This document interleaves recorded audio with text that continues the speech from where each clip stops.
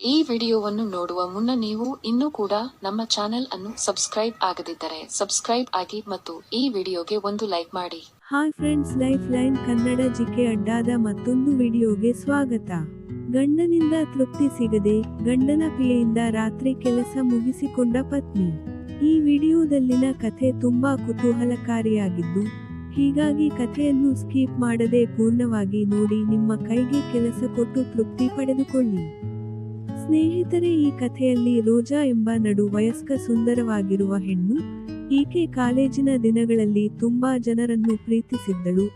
ಅಷ್ಟೇ ಅಲ್ಲದೆ ರೋಜಾಳನ್ನು ಪ್ರೀತಿಸಿದ್ದ ಹುಡುಗರೆಲ್ಲರೂ ಅವರ ಬಳಿಯಿರುವ ಹಣ ಖರ್ಚು ಮಾಡಿ ತಮ್ಮ ಆಸೆಗಳನ್ನು ತೀರಿಸಿಕೊಂಡಿದ್ದರು. ಇನ್ನು ರೋಜಾಗೂ ಸಹ ಅದರಲ್ಲಿ ಆಸಕ್ತಿ ಇರುವ ಕಾರಣ ಮಜಾ ಮಾಡಿದ್ದಳು. ಮದುವೆಯಾದ ಮೇಲೆ ಯಾರ ಜೊತೆಗೂ ಸುತ್ತಾಡೋದಕ್ಕೆ ಆಗಲ್ಲ ಅಂತ ಕಾಲೇಜಿನ ದಿನಗಳಲ್ಲೇ ಎಲ್ಲ ಸುಖವನ್ನು ಅನುಭವಿಸಿದ್ದಳು. ರೋಜಾ ಓದುವುದಕ್ಕೇನೂ ಜಾಣೆಯಾಗಿರಲಿಲ್ಲ. ಹಾಗಾಗಿ ಕಾಲೇಜು ಮುಗಿದ ಬಳಿಕ ಚಿಕ್ಕ ಪುಟ್ಟ ಕಂಪನಿಯಲ್ಲಿ ಕೆಲಸ ಮಾಡುತ್ತಿದ್ದಳು. ಆಮೇಲೆ ಮದುವೆ ವಯಸ್ಸಾಗಿದೆ ಅಂತ ಅವಳ ಅಪ್ಪ ಅಮ್ಮ ಹುಡುಗನನ್ನು ಹುಡುಕುತ್ತಿದ್ದರು. ಈ ವೇಳೆ ತುಂಬಾ ಜನ ಹುಡುಗರು ರೋಜಾಳ ಅಂದವನ್ನು ನೋಡಿ ಮದುವೆ ಆಗಲು ಮುಂದೆ ಬಂದ್ರು. ಆದ್ರೆ ರೋಜಾ ಮಾತ್ರ ತಾನು ಮದುವೆಯಾಗುವ ಹುಡುಗನ ಹತ್ತಿರ ತುಂಬಾನೇ ಆಸ್ತಿ ಮತ್ತು ಹಣವಿರಬೇಕು ಅಂತ ಆಸೆ ಪಟ್ಟಿದ್ದಳು. ಹಾಗಾಗಿ ಕೊನೆಗೆ ರಾಹುಲ್ ಎಂಬ ಶ್ರೀಮಂತನನ್ನು ಮದುವೆ ಆದಳು. ರಾಹುಲ್ ಹತ್ತಿರ ಆಸ್ತಿ ಪಾಸ್ತಿ ಹಣ ಇತ್ತು. ಆದ್ರೆ ಅವನಿಗೆ ವಯಸ್ಸಾಗಿತ್ತು. ಅವನೊಬ್ಬ ದೊಡ್ಡ ವ್ಯಾಪಾರಿ ಆಗಿದ್ದ. ಕೋಟ್ಯಾಂತರ ರೂಪಾಯಿಯ ವ್ಯವಹಾರ ನಡೆಸುತ್ತಿದ್ದ. ಹೀಗಾಗಿ ರಾಹುಲ್ ಹತ್ತಿರ ತುಂಬಾನೇ ಹಣವಿದೆ ಅಂತ ರೋಜಾ ಅವನನ್ನು ಮದುವೆಯಾಗಿದ್ದಳು. ಇನ್ನು ರೋಜಾಳ ಅಪ್ಪ ಅಮ್ಮ ಹುಡುಗನಿಗೆ ವಯಸ್ಸಾಗಿದೆ, ತಲೆಯಲ್ಲಿ ಕೂದಲು ಇಲ್ಲ ಅಂತ ಹೇಳಿದರೂ ಕೂಡ ರೋಜಾ ಮಾತ್ರ ತಾನು ರಾಹುಲ್ಗೆ ಮದುವೆಯಾಗುತ್ತೇನೆ ಅಂತ ಹಠಕ್ಕೆ ಬಿದ್ದು ಮದುವೆಯಾಗಿದ್ದಳು. ಮದುವೆಯಾದ ಹೊಸತರಲ್ಲಿ ರಾಹುಲ್ ರೋಜಾಳನ್ನು ತುಂಬಾನೇ ಪ್ರೀತಿ ಮಾಡುತ್ತಿದ್ದ. ಆದರೆ ರೋಜಾ ಮಾತ್ರ ಅವನನ್ನು ಅಷ್ಟೊಂದು ಪ್ರೀತಿಸುತ್ತಿರಲಿಲ್ಲ. ಹೀಗೆ ದಿನ ಹೋದ ಹಾಗೆ ರಾಹುಲ್ ವಿದೇಶಕ್ಕೆ ಹೋಗಿ ಅಲ್ಲಿ ವ್ಯವಹಾರದಲ್ಲಿ ಬ್ಯುಜಿಯಾದ. ಇತ್ತ ಮನೆಯಲ್ಲಿ ರೋಜಾ ಒಬ್ಬಳೇ ಇರೋದರಿಂದ ಅವಳಿಗೆ ಹಳೆಯ ದಿನಗಳು ನೆನಪಾಗುವುದಕ್ಕೆ ಶುರುವಾಗುತ್ತೆ. ಎಷ್ಟೇ ಆದರೂ ರೋಜಾ ತುಂಬಾ ಹುಡುಗರ ಜೊತೆ ಮಜಾ ಮಾಡಿದವಳು. ಈಗ ಒಬ್ಬಂಟಿಯಾಗಿ ಇರಬೇಕಂದ್ರೆ ಕೇಳಬೇಕಲ್ಲ, ತುಂಬಾನೇ ಕಷ್ಟವಾಗೋಕ್ಕೆ ಶುರು ಆಗಿತ್ತು. ಇದನ್ನು ಮನಸ್ಸಿನಲ್ಲೇ ಯೋಚಿಸುತ್ತಾ ಕನ್ನಡಿಯ ಮುಂದೆ ಹೋಗಿ ತನ್ನ ಸೌಂದರ್ಯವನ್ನು ತಾನೇ ನೋಡುತ್ತಾ, ಇನ್ನೂ ಕೂಡ ಕಾಲ ಮಿಂಚಿಲ್ಲ, ಮನಸ್ಸು ಮಾಡಿದರೆ ಎಂತಹ ಹುಡುಗರು ಬೇಕಾದರೂ ನನ್ನ ಹಿಂದೆ ಬರುತ್ತಾರೆ ಎಂದುಕೊಳ್ಳುತ್ತಾಳೆ. ಆದರೆ ರಾಹುಲ್ಗೆ ಗೊತ್ತಾಗದೇ ಇರುವ ಹಾಗೆ ಇದು ಇರಬೇಕಂತ ಯೋಚನೆ ಮಾಡ್ತಾಳೆ. ಹೀಗೆ ಒಂದು ವಾರ ಯೋಚನೆ ಮಾಡಿ ತನ್ನ ಗಂಡ ರಾಹುಲ್ಗೆ ಕರೆ ಮಾಡಿ, ನನಗೂ ಕೂಡ ನಿಮ್ಮ ಹಾಗೆ ಏನಾದರೂ ವ್ಯವಹಾರದಲ್ಲಿ ತುಂಬಾನೇ ಆಸಕ್ತಿ ಇದೆ. ಹಾಗಾಗಿ ನನಗೊಬ್ಬ ಸಹಾಯಕರು ಬೇಕು. ಅವನ ಜೊತೆ ಸೇರಿ ನಾನು ಕೂಡ ಕೆಲಸವನ್ನು ಕಲಿತುಕೊಳ್ಳುತ್ತೇನೆ ಅಂತ ಹೇಳುತ್ತಾಳೆ. ರೋಜಾಳ ಮಾತನ್ನು ಕೇಳಿ ರಾಹುಲ್ಗೆ ತುಂಬಾನೇ ಖುಷಿಯಾಗುತ್ತೆ. ಆಮೇಲೆ ಸರಿ ಅಂತ ಹೇಳುತ್ತಾನೆ. ಆಮೇಲೆ ರೋಜಾ ಹೇಳ್ತಾಳೆ, ನಿಮ್ಮ ಪಿರ ಆಗಿರುವ ರಮೇಶ್ಗೆ ಒಳ್ಳೆಯ ಅನುಭವವಿದೆ. ನಿಮಗೇನು ಅಭ್ಯಂತರವಿಲ್ಲವೆಂದರೆ ಅವನನ್ನು ನನ್ನ ಜೊತೆ ಕಳುಹಿಸಿಕೊಟ್ಟು ನೀವು ಬೇರೆ ಯಾರಾದರೂ ಪಿಯನ್ನು ತಗೊಳ್ಳಿ ಅಂತ ಕೇಳುತ್ತಾಳೆ. ಅದಕ್ಕೆ ರಾಹುಲ್, ಸರಿ, ರಮೇಶ ತುಂಬಾನೇ ಚೆನ್ನಾಗಿ ಕೆಲಸ ಮಾಡುತ್ತಾನೆ, ಅವನಿಗೆ ತುಂಬಾನೇ ಅನುಭವವಿದೆ, ಅವನು ನಿನಗೆ ಎಲ್ಲಾ ಕೆಲಸವನ್ನು ಚೆನ್ನಾಗಿ ಹೇಳಿಕೊಡುತ್ತಾನೆ, ಈಗಲೇ ಅವನನ್ನು ನಿನ್ನ ಪಿಯೆ ಆಗಿ ನೇಮಕ ಮಾಡುತ್ತೇನೆ ಅಂತ ಹೇಳುತ್ತಾಳೆ. ಇನ್ನು ರಮೇಶ ನೋಡೋದಕ್ಕೆ ತುಂಬಾ ಅಂದವಾಗಿದ್ದ. ಹೀಗಾಗಿ ಅವನ ಜೊತೆ ಸೇರಿ ಚೆನ್ನಾಗಿ ಮಜಾ ಮಾಡಬೇಕೆಂಬ ರೋಜಾಳ ಪ್ಲಾನ್ ರಾಹುಲ್ಗೆ ಗೊತ್ತೇ ಆಗಲಿಲ್ಲ. ಆಮೇಲೆ ರಮೇಶ ಒಬ್ಬ ನಿಷ್ಠಾವಂತ ಕೆಲಸಗಾರ ಆಗಿದ್ದ. ರಾಹುಲ್ನ ಮಾತನ್ನು ಕೇಳಿ ರೋಜಾಳ ಪರ್ಸನಲ್ ಅಸಿಸ್ಟೆಂಟ್ ಆಗಿ ಕೆಲಸ ಮಾಡಿಕೊಳ್ಳುವುದಕ್ಕೆ ಒಪ್ಪಿಕೊಂಡಿದ್ದ.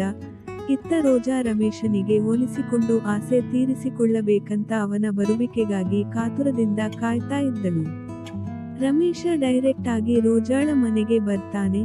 ರಮೇಶನಿಗೆ ನೋಡಿ ರೋಜಾ ತುಂಬಾನೇ ಸಂತೋಷ ಪಡುತ್ತಾಳೆ. ಅವನಿಗೊಂದು ಅಪ್ಪುಗೆ ಕೊಟ್ಟು, ರಮೇಶ, ನನಗೆ ನೀನಂದ್ರೆ ತುಂಬಾ ಇಷ್ಟ, ನನಗೆ ಎಲ್ಲಾ ಕೆಲಸವನ್ನು ಹೇಳಿಕೊಡು ಅಂತ ಹೇಳ್ತಾಳೆ. ಅದಕ್ಕೆ ರಮೇಶ ಸರಿ ಮೇಡಮ್ ಅಂತ ಹೇಳಿ ಹೊರಡುತ್ತಾನೆ. ಅವತ್ತು ರಾತ್ರಿ ರೋಜಾಗೆ ನಿದ್ದೆನೇ ಬರುವುದಿಲ್ಲ. ಪದೇ ಪದೇ ರಮೇಶ ನೆನಪಾಗುವುದಕ್ಕೆ ಶುರುವಾಗುತ್ತೆ. ತನ್ನ ಗಂಡ ಅಂತೂ ಮನೆಗೆ ಬರುವುದಿಲ್ಲ, ಬೇರೆ ಯಾರನ್ನಾದರೂ ಮನೆಗೆ ಕರೆಸಿದರೆ ಅನುಮಾನ ಬರುತ್ತೆ. ಆದರೆ ಇಂತಹ ಸಮಯದಲ್ಲಿ ರಮೇಶನಿಗೆ ಕರೆಸಿದರೆ ಸೆಕ್ಯೂರಿಟಿಯವನಿಗೂ ಅನುಮಾನ ಬರುವುದಿಲ್ಲ ಅಂತ ಯೋಚನೆ ಮಾಡುತ್ತಾಳೆ. ಆಮೇಲೆ ರಮೇಶನಿಗೆ ಕರೆ ಮಾಡಿ, ರಮೇಶ, ನನಗೊಬ್ಬಳಿಗೆ ಇರೋದಕ್ಕೆ ತುಂಬಾನೇ ಬೇಜಾರಾಗುತ್ತಿದೆ ಕಣು, ನಿನಗೇನು ಅಭ್ಯಂತರವಿಲ್ಲವೆಂದರೆ ನಮ್ಮ ಮನೆಗೆ ಬಾರೋ ಅಂತ ಕೇಳುತ್ತಾಳೆ. ಅದಕ್ಕೆ ರಮೇಶ, ಮೇಡಮ್ ಈಗ ರಾತ್ರಿಯಾಗಿದೆ, ಅದಕ್ಕೆ ಬೆಳಿಗ್ಗೆ ಬರುತ್ತೇನೆ ಅಂತ ಕೇಳುತ್ತಾನೆ. ಅದಕ್ಕೆ ರೋಜಾ, ಬೆಳಗ್ಗೆ ಬೇಡ ಕಣು, ಈಗಲೇ ಬಾ ಅಂತ ಹೇಳುತ್ತಾಳೆ. ಅವಾಗ ರಮೇಶಗೆ ರೋಜಾ ಮೇಲೆ ಸ್ವಲ್ಪ ಅನುಮಾನ ಬರುತ್ತೆ. ಮೊದಲೇ ಮೇಡಮ್ ತುಂಬಾ ದಿನಗಳಿಂದ ಒಬ್ಬರೇ ಇದ್ದಾರೆ, ಒಂದು ವೇಳೆ ನನ್ನ ಜೊತೆ ತೃಪ್ತಿ ಪಡಬೇಕು ಅಂತ ಕರೆಯುತ್ತಿದ್ದಾರಾ ಹೇಗೆ ಅಂತ ಯೋಚನೆ ಮಾಡ್ತಾನೆ. ಅಷ್ಟರಲ್ಲಿ ರೋಜಾ ಹೇಳ್ತಾಳೆ, ರಮೇಶ, ನಾನು ನಿನಗಾಗಿ ಕಾಯ್ತಾ ಇರ್ತೀನಿ, ಬೇಗನೆ ಹೊರಟು ಬಾ ಅಂತ ಹೇಳಿ ಫೋನ್ ಕಟ್ ಮಾಡ್ತಾಳೆ. ರಮೇಶ ಯಾವುದೇ ಬೇರೆ ದಾರಿ ಕಾಣದೆ ತಕ್ಷಣವೇ ಮನೆಗೆ ಬರುತ್ತಾನೆ. ಆಗ ರೋಜಾ ಓಡೋಡಿ ಬಂದು ಬಾಗಿಲು ತೆಗೆದು ಅವನನ್ನು ಒಳಗಡೆ ಕರೆಸಿ ಬಾಗಿಲನ್ನು ಹಾಕುತ್ತಾಳೆ.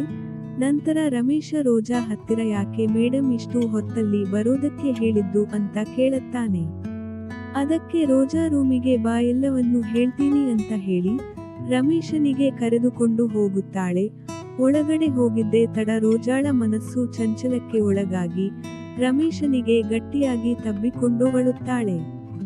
ಅದಕ್ಕೆ ರಮೇಶ, ಯಾಕೆ, ಏನಾಯಿತು ಅಂತ ಕೇಳುತ್ತಾನೆ.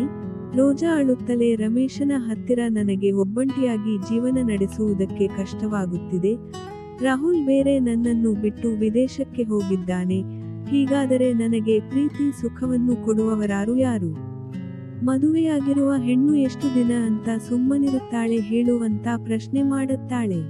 ಆಮೇಲೆ ನಿನ್ನನ್ನು ನೋಡಿದ ಮೇಲೆ ನಿನ್ನ ಮೇಲೆ ಪ್ರೀತಿ ಹುಟ್ಟಿದೆ, ಅದಕ್ಕೆ ನಿನ್ನನ್ನು ಇಲ್ಲಿಗೆ ಕರೆಸಿಕೊಂಡೆ, ನನಗೆ ನೀನೆಂದರೆ ತುಂಬಾ ಇಷ್ಟ ಕಣೋ ಅಂತ ಹೇಳಿಯೇ ಬಿಡುತ್ತಾಳೆ.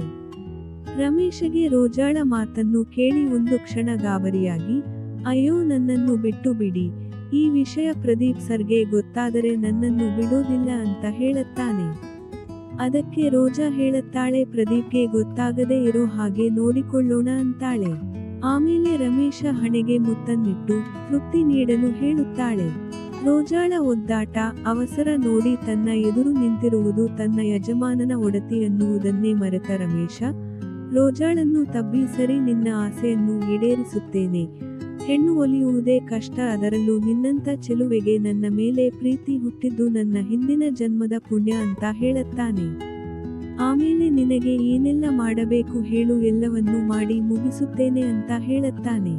ಸ್ನೇಹಿತರೆ, ಒಂದು ವೇಳೆ ರಮೇಶ ಜಾಗದಲ್ಲಿ ನೀವು ಇದ್ದಿದ್ರೆ ಏನೆಲ್ಲ ಮಾಡ್ತಾ ಇದ್ರಿ ಅಂತ ಈ ವಿಡಿಯೋದ ಕಮೆಂಟ್ ಬಾಕ್ಸ್ ಮೂಲಕ ತಿಳಿಸಿ. ಈ ಕಥೆ ನಿಮಗೆ ಇಷ್ಟವಾದ್ರೆ ವಿಡಿಯೋಗೆ ಲೈಕ್ ಮಾಡಿ, ಶೇರ್ ಮಾಡಿ. ನಮಸ್ಕಾರ.